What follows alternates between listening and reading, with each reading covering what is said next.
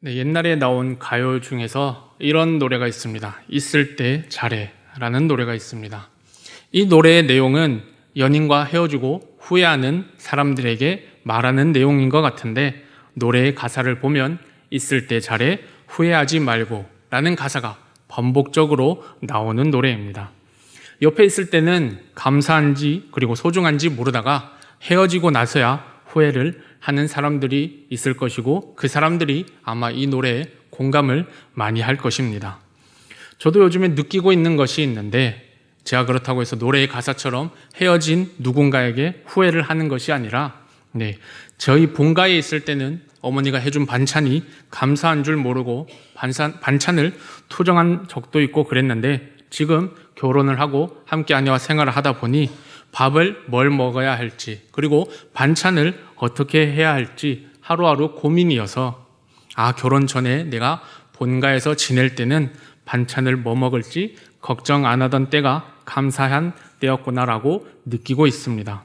그리고 아마 저보다는 저희 아내가 이런 고민을 더 많이 할 것 같습니다. 저는 그냥 내 아내가 주는 대로 먹고, 그냥 뭐 먹고 싶냐고 물어보면 그게 먹고 싶다 하면 아내가 뭐 해주면 그걸 먹고 그렇게 지내고 있습니다.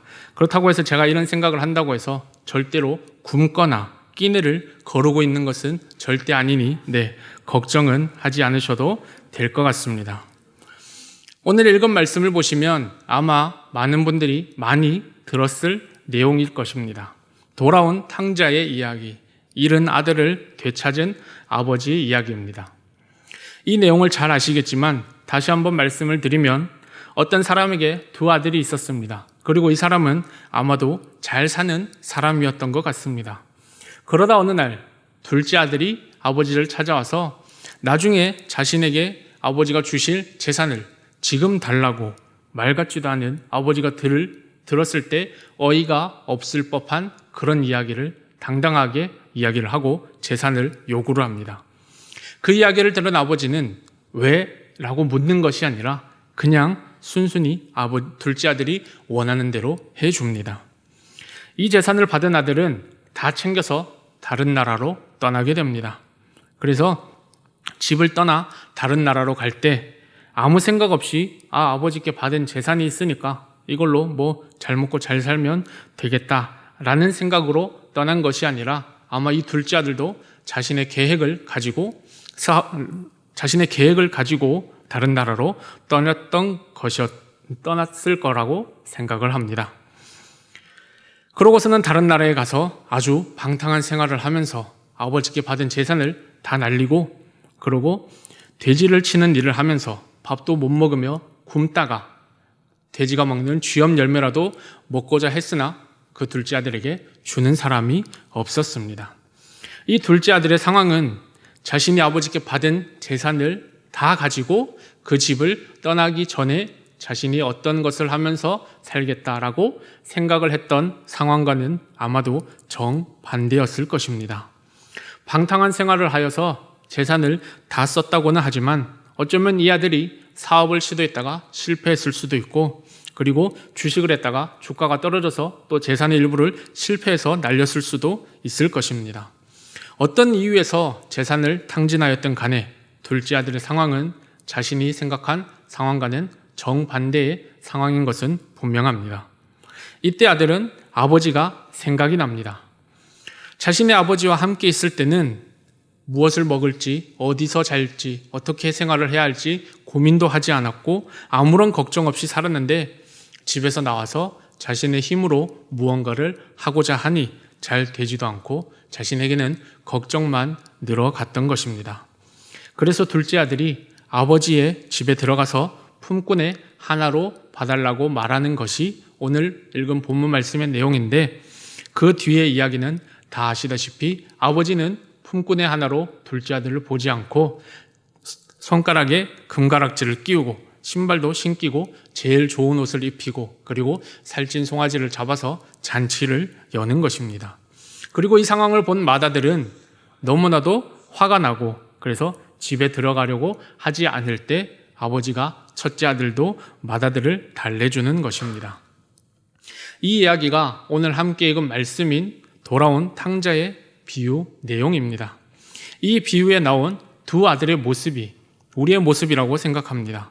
먼저 둘째 아들의 모습을 보면 아버지와 함께 살다가 자신의 힘으로 무언가를 해보려고 집을 나가게 됩니다. 그리고 100% 자신의 힘은 아니었던 것이죠. 왜냐하면 아버지께 재산을 받아서 나간 것이기 때문입니다. 그렇게 나갔는데 자신의 힘으로 무언가를 해보려고 하지만 자신이 아버지와 함께 살 때만큼의 생활이 되지 않는 것입니다. 어쩌면 이 둘째 아들은 자신도 아버지처럼 성공할 수 있을 것이라는 믿음을 가지고 집을 나간 것일 수도 있습니다. 그러다 안 되니 결국엔 다시 아버지께로 돌아오게 됩니다.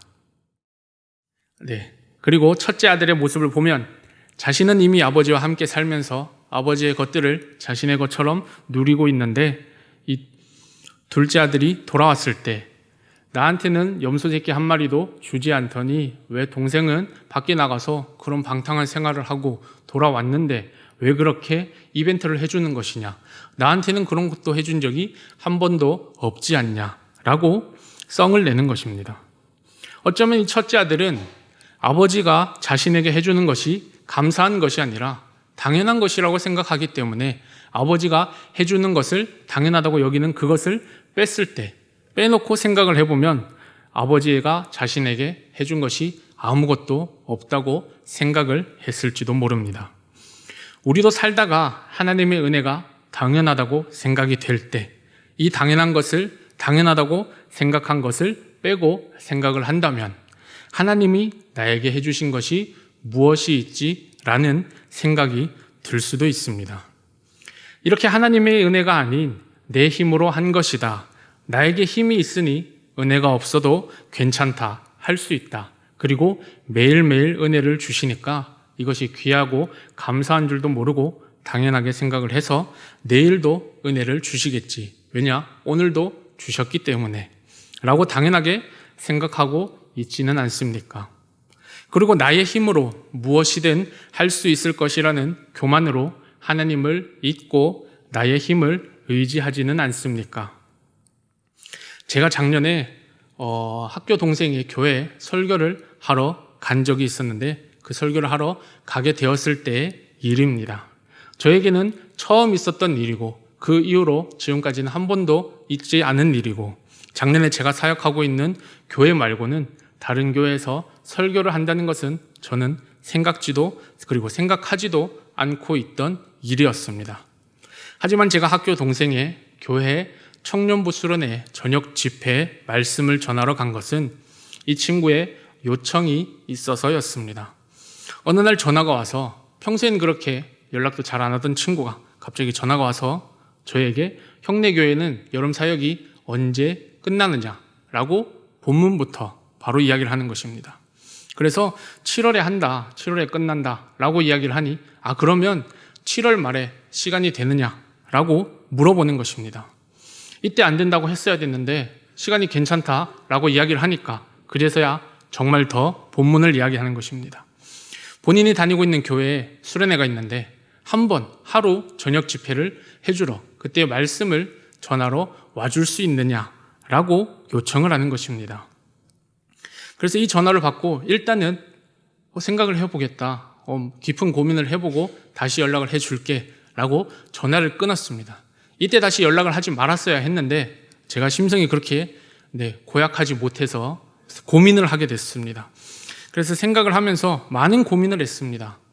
제가 사역하고 있는, 그 당시에 사역하고 있는 교회 외에는 다른 교회에서 설교를 해본 적도 한 번도 없고, 그리고 또 설교를 못했다가 제가 사역하고 있는 교회가 이야기가 나오고 그 교회 전도사님은 설교를 이렇게밖에 못하더라 라는 이야기가 나오는 것은 아닌가 라며 많은 생각을 했습니다.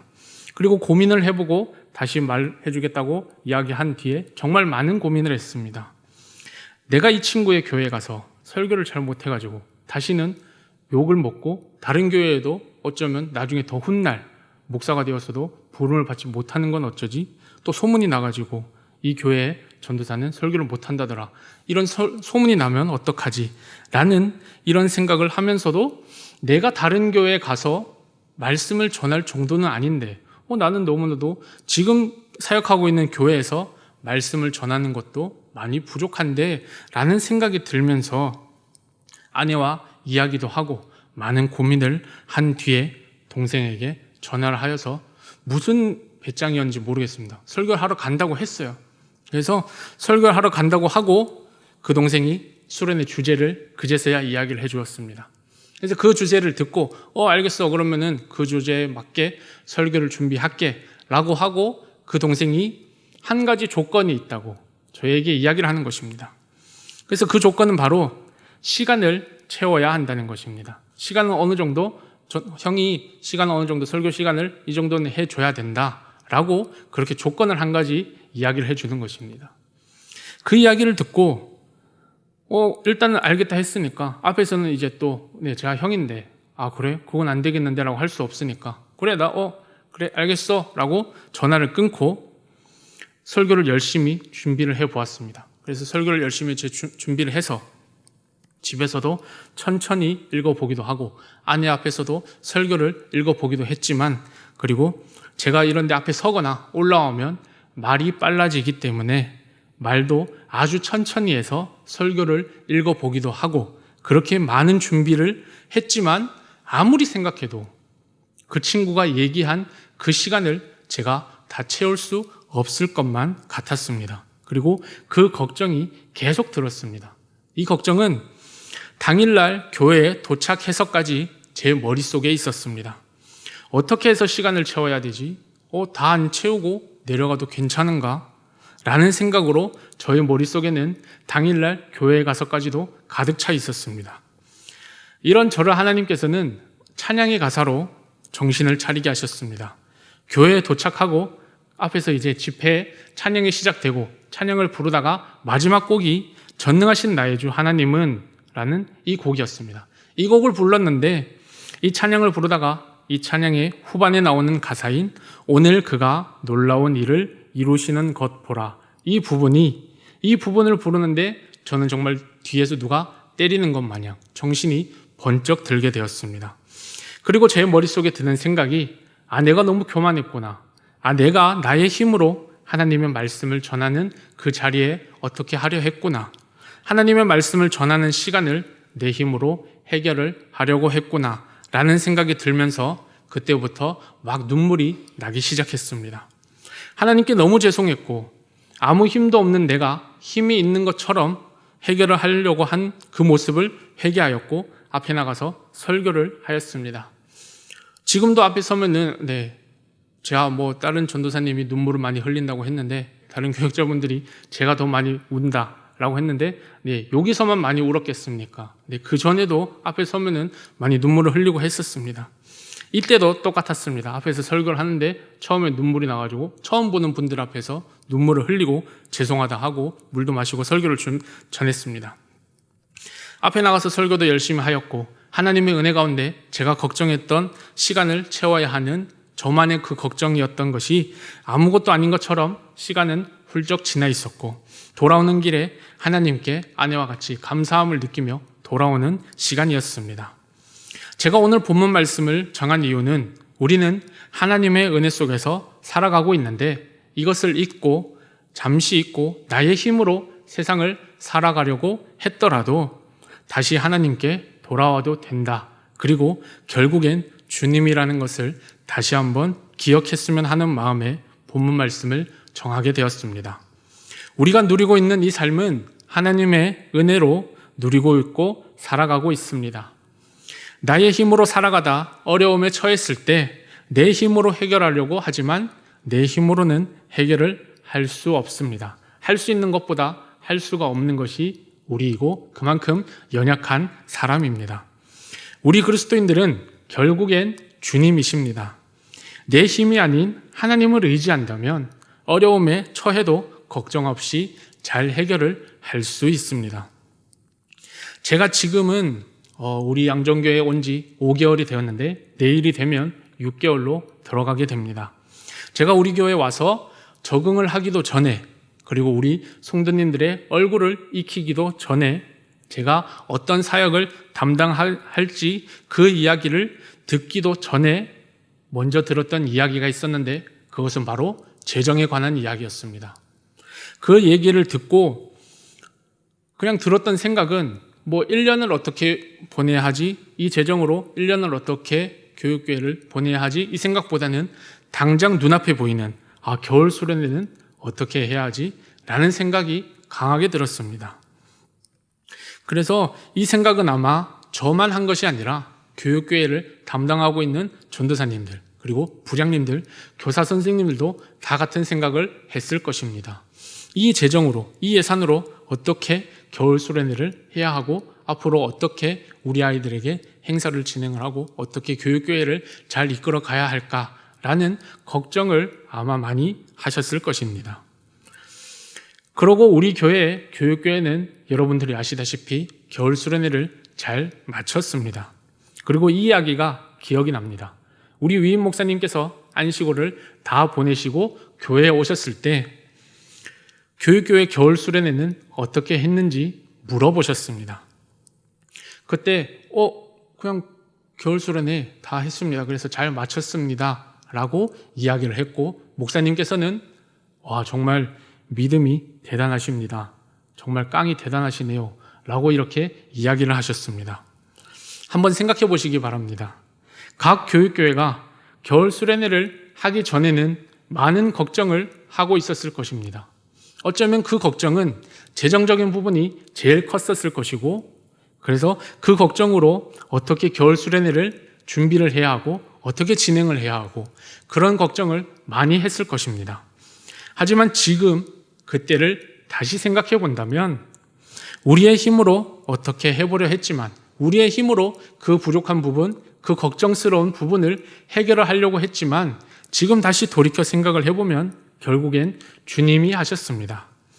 그리고 만약 누군가가 저희를 향해 어쩌면 저희 교육교회를 섬기고 있는 모든 분들에게 겨울 수련회를 어떻게 마쳤는지를 설명을 좀 해주세요. 어떻게 진행을 하였고 어떻게 했습니까? 라고 묻는다면 하나님의 은혜로 잘 마쳤습니다. 라고 밖에 말할 수 없을 것이라고 생각을 합니다.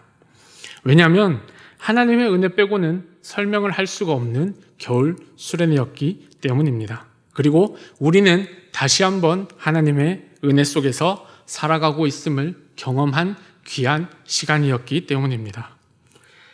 우리 양정교회 모든 성도 여러분, 우리는 살아가면서 우리에게 많은 어려움이 수없이 찾아올 것입니다. 그럴 때 우리는 내가 가진 힘과 지식으로 그 어려움을 해결하려고 할 것입니다. 하지만 훗날 그때 시간이 지나서 그때의 일을 다시 돌이켜 생각해 본다면 아무리 생각해보고 그리고 다시 생각해봐도 결국엔 하나님이 하셨다라는 생각밖에 안 들 것입니다. 우리 그리스도인들의 삶은 은혜를 빼고는 그리고 주님을 빼고는 설명을 할 수가 없는 삶입니다. 그리고 여러분들은 지금까지의 삶을 그렇게 살아오셨습니다. 모든 것이 하나님의 은혜임을 그리고 우리 모두가 하나님의 은혜 속에서 살아가고 있음을 알게 될 것입니다.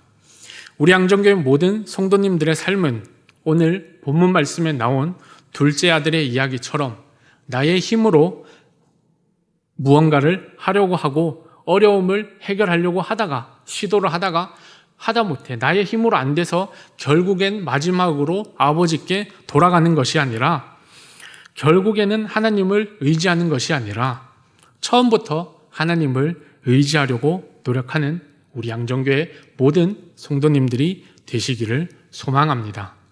다 함께 찬양하도록 하겠습니다.